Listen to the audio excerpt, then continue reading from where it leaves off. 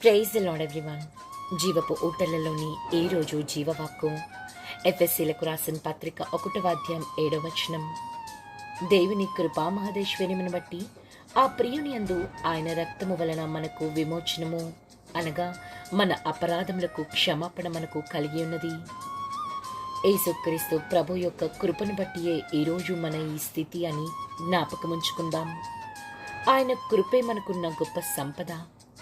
ఎంతటి శ్రీమంతుడంటే మన ప్రభువు నిష్కలంకమును పరిశుద్ధమును అత్యంత అమూల్యమునైన ఆయన రక్తధారలనే మన పాప శాపములకు రోగ వేదనలకు బదులుగా ఇచ్చి బంధకాల నుండి మనలను విమోచించాడు. మన కొరకు క్రయధనముగా మారాడు ఆ కృపామయుడు. ఆ కృపకు సాటి మరొకటి లేదు. యేసుక్రీస్తు కృప మనకు తోడైండునుగాక. ఆమెన్.